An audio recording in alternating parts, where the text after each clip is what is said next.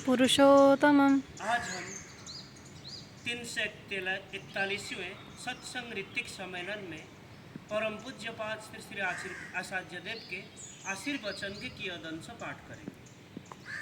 शरीर, मन और आत्मा की विशेषताएं क्या है? हमारे अस्तित्व की संरचना शरीर, मन और आत्मा इन तीनों से मिलकर हुई है। यही तीनों हमारे संपूर्ण जीवन का आधार है।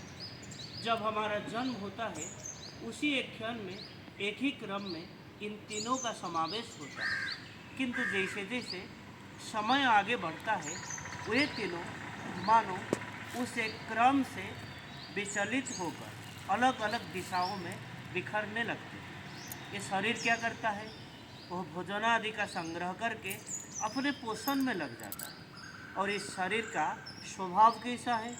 यह आकार में स्थूल है, किंतु इसका व्यक्तित्व बहुत दुर्बल है।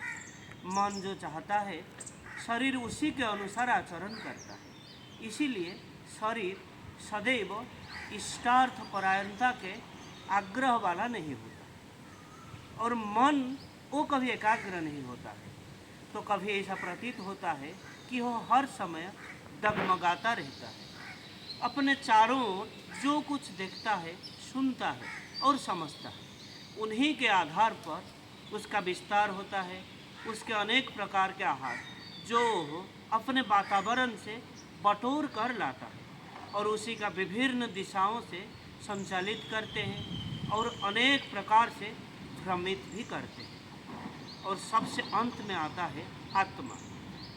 आत्मा को किंतु किसी भी सांसारिक वस्तु की आवश्यकता नहीं होती। वह तो सदा परमात्मा से मिलने के लिए उत्कंठित रहता है।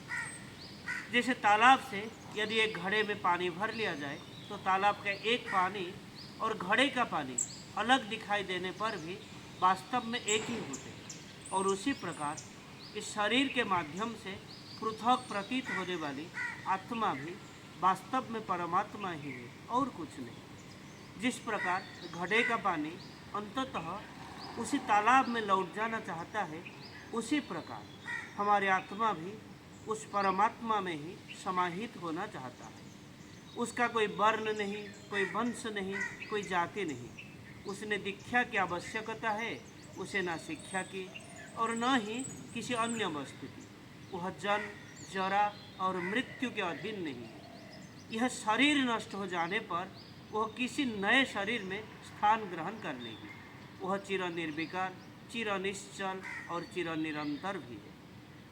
और आत्मा कभी भी कोई विधान नहीं देती। विधान तो हमारा मन देता है, यह उसका है, वह उसका है, यह सही है, वह गलत है, इत्यादि इत्यादि। धीरे धीरे हम समझ पाते हैं कि संसार में जो वस्तु हमें सबसे अधिक भ्रमित करती है वह वास्तव में हमारा ही मन है। तो आज के लिए इतना ही। वंदे पुरुषोत्तमम्। वन्दे पुरुषोत्तमम्। जय।